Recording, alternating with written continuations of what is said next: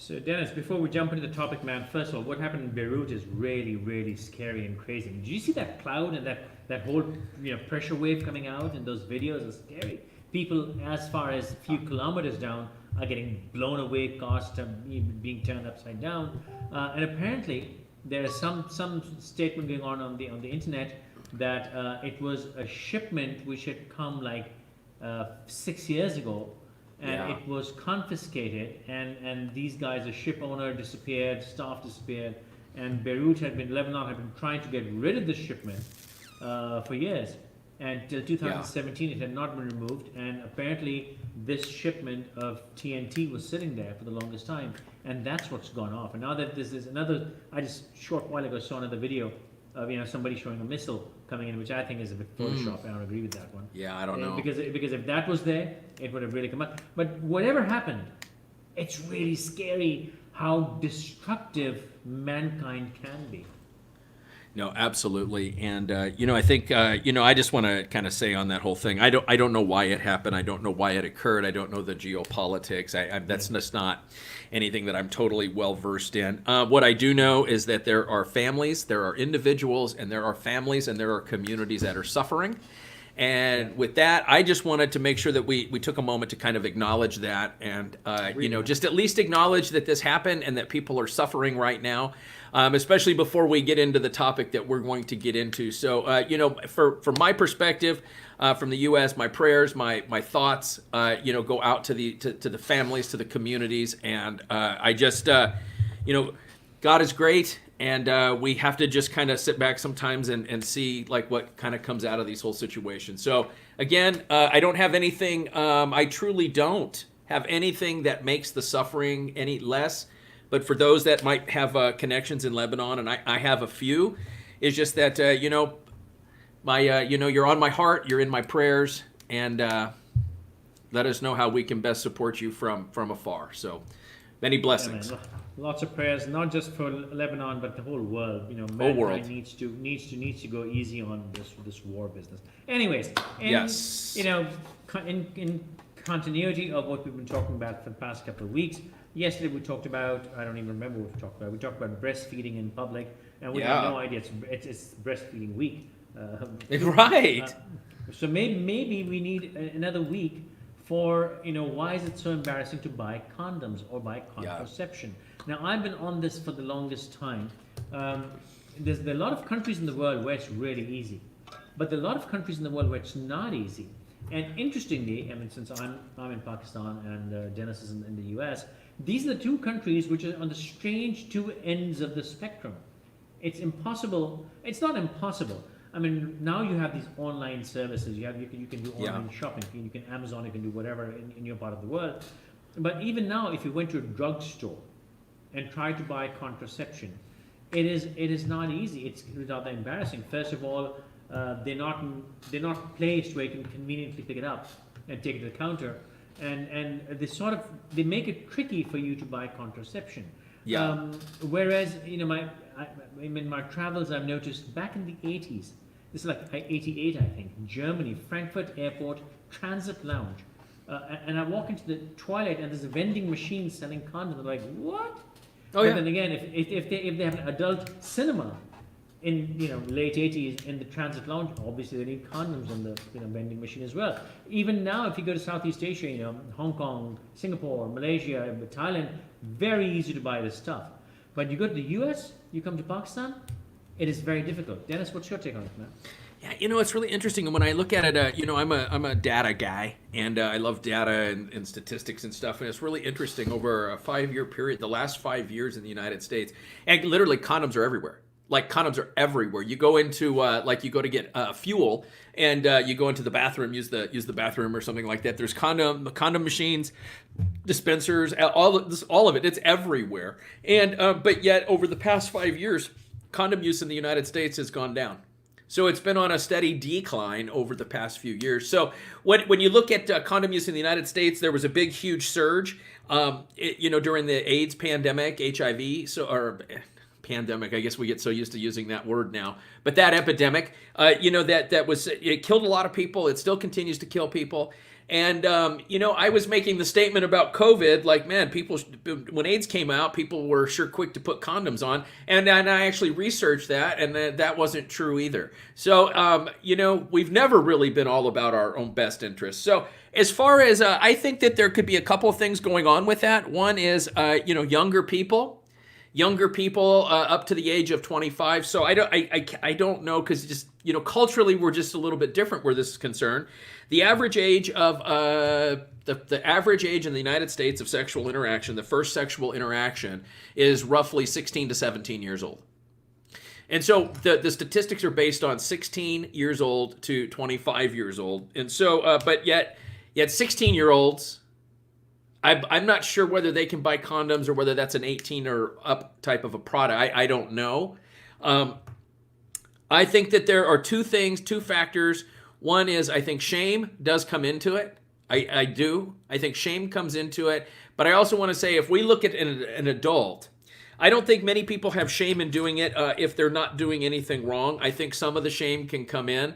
Mainly if a man is going to buy it and he has no intentions of using the condom with his wife, right? So I think that the shame could come in not so much from purchasing of the condom, but from knowing that they're involved in a extramarital relationship or something like that. See, now here's my problem. Whatever the shame is being associated with, that event is happening either way. Sure. So we as a society need to get this connection right. You want to attach, if you want, hey, it's none of my business to attach shame anyways. If you want to attach shame, you should attach shame to whatever that action is. You should not attach shame to the fact that even though this person is doing something they should, maybe doing something they shouldn't, at least they're being protective and careful. So, given 2 points for that at least. That it's not unprotected. One. Secondly, it's not about shame of doing something wrong. I've read a lot of articles on it, and I'm going to admit that even from personal experience, if you go to a drugstore and pick up condoms, if you buy one pack, it sort of signals that you're about to buy this, and you're going to go and have a whoopee time. And if you are even with your wife, it becomes very weird. So you will, more than always, you will buy more than one pack to make it look like, well, I'm married and I'm buying my 2-month stock. So you'll buy like 6 of them. Another thing you would do is you would buy some Disprin and some Panadol and other stuff just to make it look like I'm on my weekly shopping and I'm not specifically going to use this pack tonight or in 10 minutes. So even though it should be nobody's business, and in fact it should be encouraged, what you're doing, is it right or wrong, is a personal problem. Absolutely. But the fact that you're being adult about it, the fact that you're being careful about it, it should be made easy. It should be facilitated instead of making it difficult and embarrassing. I completely agree. I completely agree, and I don't know the rate of sexually transmitted infections in Pakistan, but here in the U.S., I mean, overall, I just checked my facts again, and the average age for sex, at first sexual experience is no longer 16. For males, it's 18 now. And for females, it's 17. So, I think that one of the things we're talking about over here in the United States is sex before marriage. I don't know if it's accepted or not. It happens though. It happens all the time, a lot, all over the world. Okay, and I don't know how that works because in some countries I've heard from people that live in Pakistan that sex before marriage is 100% taboo. If the woman does it, then she's ostracized. So, there's a lot of, cultural rules that go along with sex. I think for condom usage, though, and as far as being shameful, I don't understand the shame. I'm going to come out and say, when I have worked at, a retail establishment many years ago, people would come in and they would buy... They would buy condoms, they would buy, hygiene products, they would buy, and in some cases, they would even buy pornographic magazines or literature. But I don't know, we just called them porno mags. But I never looked at those people as anything. To me, it was just you want that? Okay, here you go. And I would ring it up. I didn't think anything of it. However, when I have gone to buy condoms, I bring that shame into it. So I think a lot of the shame is brought into by the purchaser, not so much about what everybody else is thinking about. I mean, like even when I have gone to, let's just say, establishments where people are not wearing their clothing, the people working there aren't embarrassed. And the interesting thing is I went to a strip club as a firefighter. There was a strip club in my area where I responded to, and so we would go there occasionally. When I would go there as a firefighter, never thought anything of it. I didn't think about the patrons. I didn't think about any of that. When I went as a customer, I thought about it. So my point is I think we as individuals, we bring the shame into the process more than the other people that are there.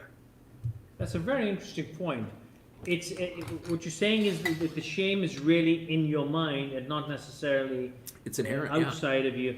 I agree with you to a great extent. You talk about statistics of sex. Let me just say it, on record, off record, whatever. You have statistics. Europe has statistics. A lot of countries who do not have statistics, it's probably much worse. Well, I think it's just you guys don't have it because you have higher moral standards than we do. No, we live in denial. Wink, wink, nudge, nudge, eh? Wink, wink, nudge, nudge. No, we live in denial, man. That's all. It happens, but we will not admit it. We won't talk about it, and that's what I want to touch. That's the direction I want to take in. We do not talk about these things, and thus they become an embarrassment or a cultural thing. If we talked about it and you're an NLP, practitioner, you're an NLP coach, you understand this more than I do, that it's how you word it. If you say that, he's buying condoms because he's about to have sex with someone, instead of that, if you say he's buying condoms because, he's practicing safe sex. He's doing a good thing, and suddenly it's not an embarrassing, it's a thing of pride. Hey, I am being safe. We don't attach pride to the whole conversation. Another thing, this is not the topic for today, but maybe next week, since you're the writer.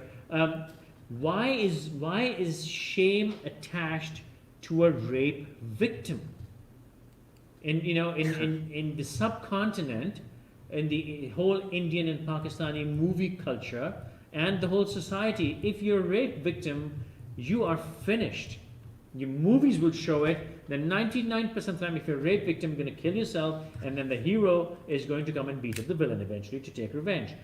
And I saw this on Oprah, I think about 10 years ago. Okay. You had one of those cases where this girl was kidnapped and kept as a slave, God knows how many years, and she was raped and all that. And and that young lady was on Oprah's show. And when she walked in, Oprah got up and asked everyone to give her a standing ovation to celebrate her struggle and survival. And that was so beautifully worded. I was like, wow, man, how beautifully worded. Not saying, oh, you were raped. You're not a victim. You're not a criminal. You're not a sinner. You have struggled. And let's celebrate your success and survival. Yes. You're the victim. In our case over here, oh my God, if you've been raped, you can go to court. The court would screw you. The society would... But that's not the topic today. But I'm just linking the two here.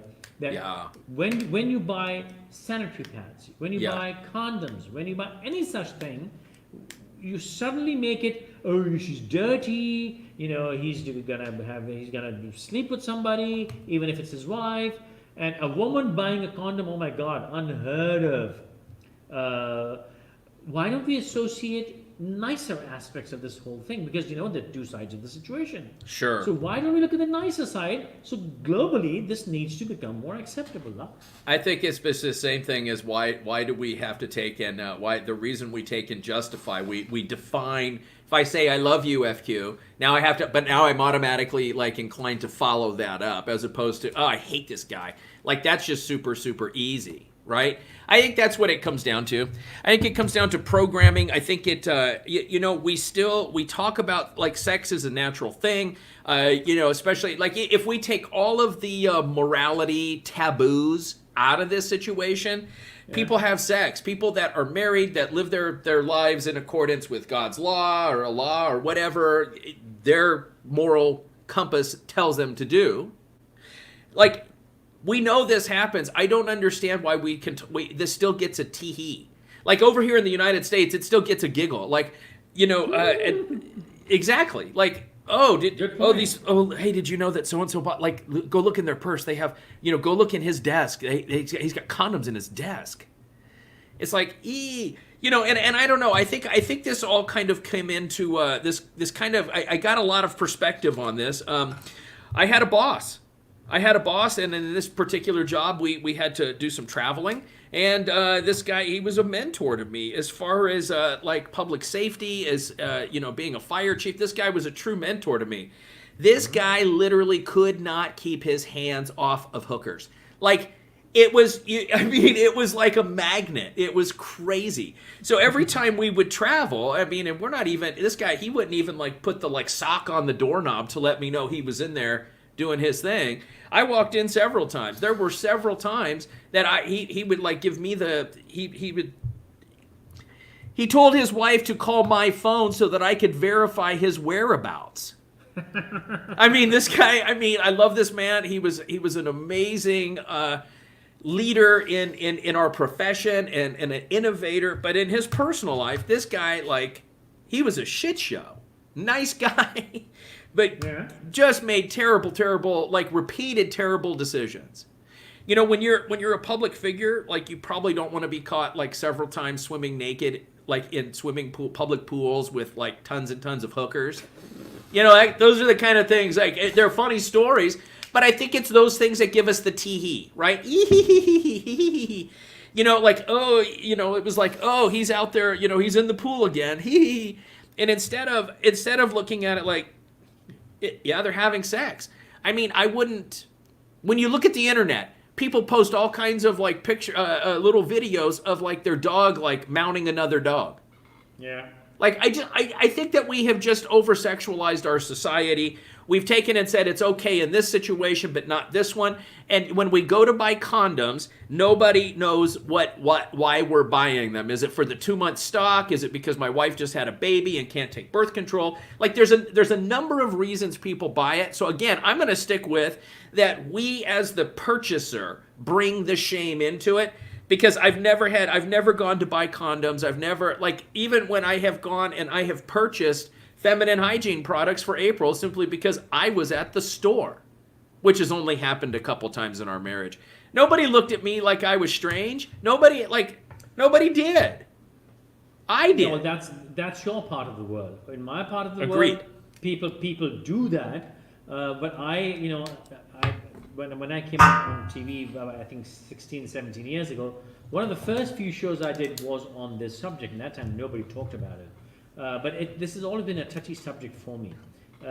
My problem is we take the normal, make it abnormal, and we take the bloody abnormal and turn that into normal. We really screwed up. And you said we've over-sexualized. I'm going to look at it slightly differently. I think we've under-sexualized.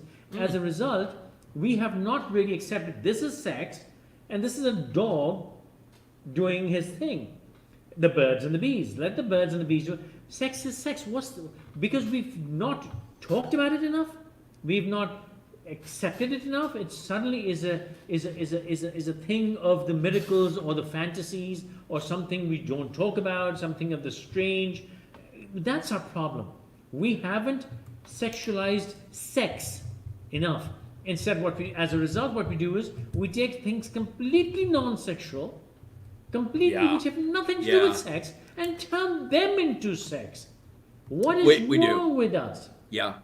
And you can go to videos, I've said this before, from my part of the world, and a newscaster, her bra strap shows for a split second slide of 5 million. Come on, 5 million views for a bra strap?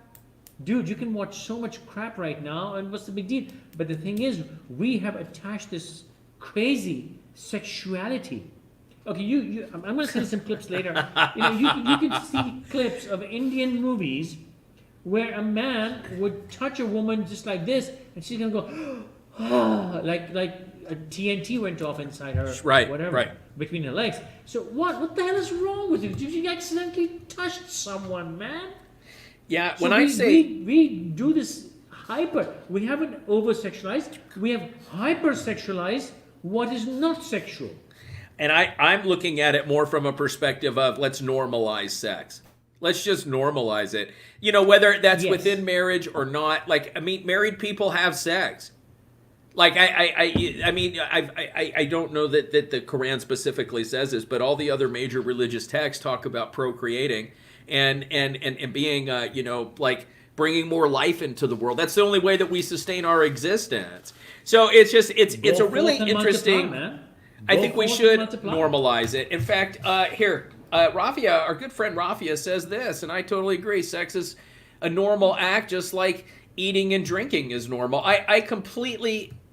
We'll get to that one in a minute because I don't understand that word, but I'm assuming that's funny because that's from our friend Rafia, and she just makes me laugh all the time. Well, So I think it's about normalizing. I think it's absolutely just ridiculous that we're like any type of shame is involved in this at all. And so, you know, what I've actually done is when I start to feel something like that, I mean, it's just nobody has to do this. I took and I actually went to the store. So I'm like, you know what? This doesn't have to be a big deal. Let's see if I can make it not a big deal. And I went in. I mean, I went in with like every intention of buying condoms, but like I don't use them and I don't need to, you know? So I was like, they're kind of expensive. So here in the U.S., they're kind of expensive. So my little experiment, I'm like, yeah, I'm not really worth it. I don't want to like purchase these and like do nothing with them, and I'm not going to wear them or use them. So it did make a lot of sense. Before we go to the comments, I'm going to say one thing. We need, I mean, like Dennis said, you could be having sex with your wife out of marriage, in marriage. The thing is, who you're doing with, if it's right or wrong, that is a separate discussion and not our business. We're not talking about that. The fact that sex is sex should be left at that. It is sex. They're having sex. Everyone has sex. You know, your mother slept with your father. Of course. You can't say that didn't happen because you happened. So that did happen. You know, religions talk about it. You gotta go forth and multiply. You gotta procreate. It is society. It is culture which has screwed things up. Let's take a comment. I'm going to start with this one in the middle. Anything even remotely related to one's sexual life is supposed to be embarrassing. Why? I don't know. Yeah. Shame is natural. No, it is not. And it should be retained. Otherwise, we would fall apart as a society. That is so bizarre, Baz. Because you know what? Germany's society hasn't fallen apart. The French haven't fallen apart. You know, the Norwegians or the Swedes or the Finnish haven't fallen apart. America, which is slightly less, hasn't fallen apart. Thailand, I'm sorry, you know, that is really way out there, hasn't fallen apart. You know what, bro, we should talk about Thailand and the whole sex thing, sex trade. We need to talk about that one of these days because I've been going to Thailand for the last 25 years very regularly, and I've seen that country evolve tremendously. So we should talk about that as well. Anyways, so you know, I find that shame is learned. Shame is learned. No, what is shame? Well, okay. Here's a really easy example. And listen, I'll just give you a really easy example. You know, people, human beings, we pass gas, right? I mean, we just do. It's normal. We do. But like, you know, there's a difference between like, why are we taught? We're taught that it's a shameful act to like go into it. Like if you're standing around and you just like fart, right? You just let it rip. So that's like a shameful act. Like that is, so it's learned. And I think that's really simple, is that there's just no, it's not a shameful act. It's a dirty act. It is an unsocial act. It's not a civilized act. You do it in a private place. Likewise, having sex outside of school is not okay. Right. The act of sex is not bad. Where you're doing it can be discussed. That is it right or wrong, good or bad. Who you're doing it with, right or wrong, we can talk about that. Where you're doing it, we can talk about it. Are you filming it and sharing it on the internet? We can discuss that. But sex itself is not shameful. Farting is not shameful. Okay. It is a natural act. The only thing a shame should be attached to is a crime. If you've committed a crime, you should be ashamed of yourself. If you're committing a sin, which is if you're stealing, if you're raping, if you're beating somebody, that is shameful. Doing something everybody does, how is that shameful, man? You know what? I guess I get your point. For me, it's just a matter of what, you know, the comment was, man, we're getting some more good comments. This is good. Yeah. So, but I want to look at this really quickly because Kushbu, I completely agree. Buying condoms or Viagra. You know what? I don't know. Apparently buying condoms. Is more embarrassing. And there's a reason, because there is no shortage. There is no shortage on Viagra sales at all. In fact, that's a great question. I really appreciate this question. It's not something I had considered. But in the U.S., it's prescription only, right? I believe, yes, it is prescription only. But Legally. there's like 4 of them now, right? There's like 4 of them, and I think the best one, Viagra is one of them. I think that's the one people most know about. My favorite is, I believe it's Cialis, because that shows the 2 people like sitting there in bathtubs. Like, I never understood that whole commercial. Like, wait a minute, you're taking this pill so that you can be intimate, yet you're both sitting in completely separate bathtubs. And it's like out in the woods. Like, how strange is that? I don't know. I'm not a big bath taker, so. Kushbu, great question. So why is embarrassing to buy condom? Okay, I'll tell you which is more embarrassing. It's Viagra. I'll tell you why. Not for somebody like me. I'm bizarre. Because condom means you having sex. However, Viagra is attached to a deficiency. You have an erectile deficiency. You have erectile dysfunction. That's what Viagra has been labeled as. I call Viagra nothing but a recreational drug. Interesting. I don't think it's looked at that way here. It is not. Well, over there, it's a party supplement, yes. But Viagra it talks about erectile dysfunction. I'm just saying, it's a medicine. It is a medicine over here. Yeah. It is a medication. What I'm saying is, I believe that over here in the U.S., I don't know many men that talk about that. I hear people talk about it in a recreational way. I hear women talk about getting it for their husbands. I don't hear men talk about it. I don't hear them like talk about taking it or anything. Listen, man, this is the United States. I mean, this is like so much of a man's status. You know, it's almost like, oh, you're the CEO of a corporation, you must have a big dick. Oh, you're a police officer and you carry a gun, therefore you're compensating for a small dick. I mean, everything over here comes down to the size of a man's dick, and it's just the most ridiculous thing. Even the Viagra does not have to do with size. Anyways, that's a different discussion altogether. Sure. We're getting naughty here, man. Let's rewind. We're getting naughty. Let's rewind. So I think it all just depends. Direction. I think it depends on the individual. Let's see. Like buying toilet paper. If I see someone buying a condom, I'll be more grateful for part of the world we produce. Like rabbits have STD and using condom. Aliyah, listen, I totally agree. It should be looked at just like buying toilet paper. I am all for, like, you know, we like over here in the U.S. It's a really, really, like, it's very, very common. And I'm gonna say something controversial right now. Like every animal, every domestic pet, it needs to be spayed and or neutered, right? I mean, males get neutered, the females get spayed.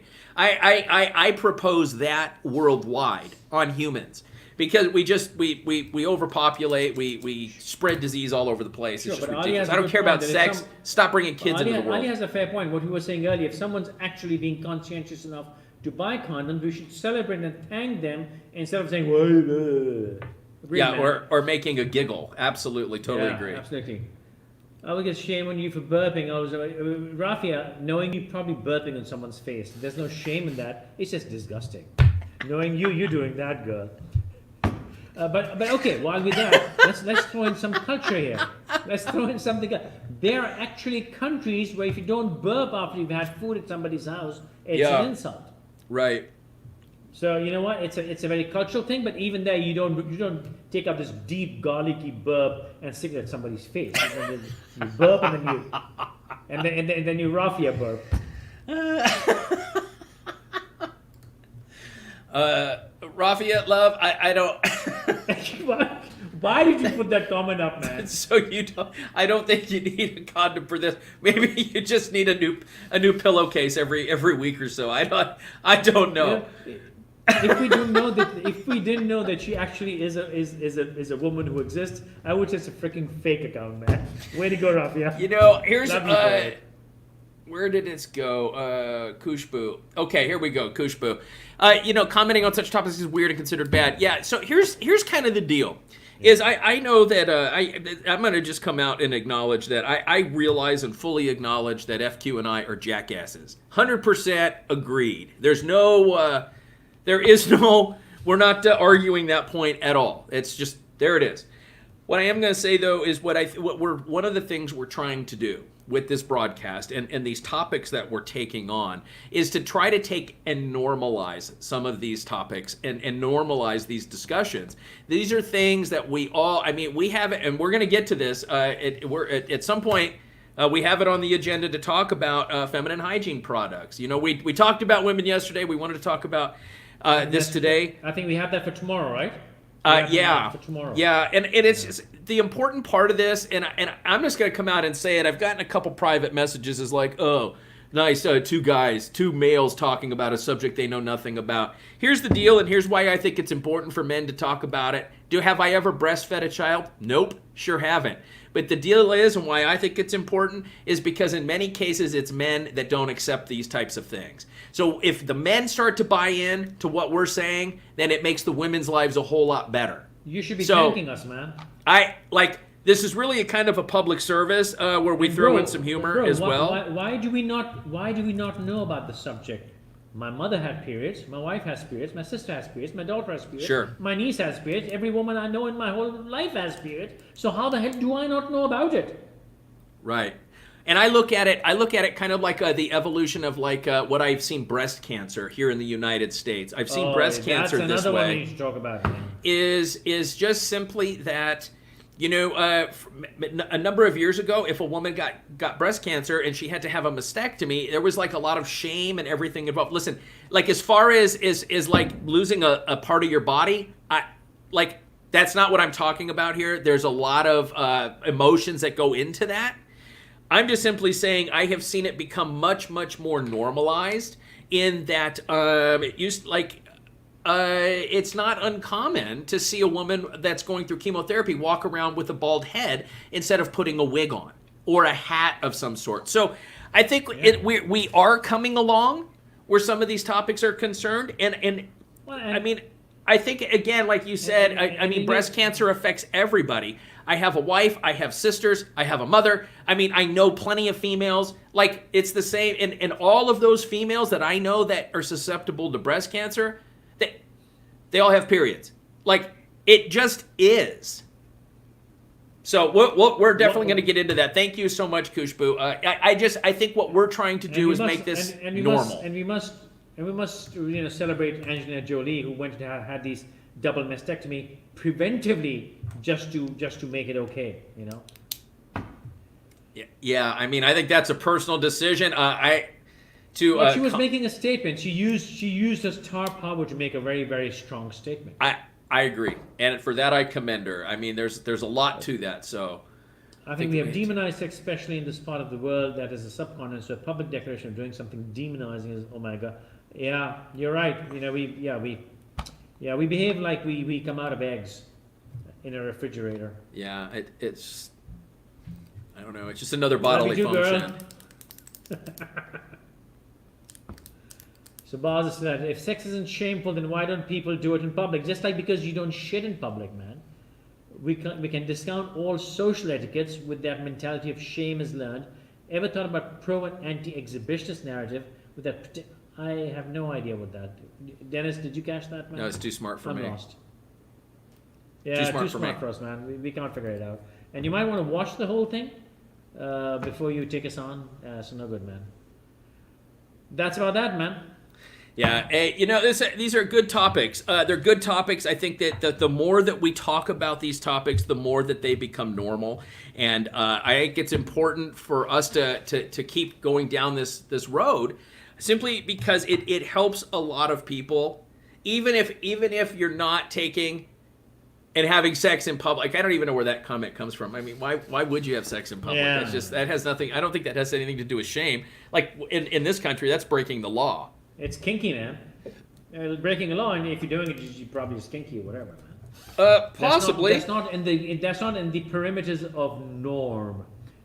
Before we go, man, I want to say something. these are very crucial topics, and the world should be thanking us for taking them on, two men. And I really want to thank our, regular viewers, Khushbu, Rafia, Alia, Stephanie, and all these people come in and comment on these, because Khushbu is right. It is also very taboo to comment on something, because one of Khushbu's friends saw that Khushbu or Rafia or somebody was engaging with us on this topic, and they're like, oh, what were you doing discussing condoms with these guys? So thank you very much for taking that step, coming Absolutely. out and engaging and commenting. Godspeed to you. And Absolutely. we need to do these things to just make it, just to normalize something which is normal. It is we have normal. Abnormalized something normal. We need to reverse that stupidity. And yes, we also need to abnormalize what is abnormal. Driving at ridiculous speeds and recording a speedometer, that is shameful.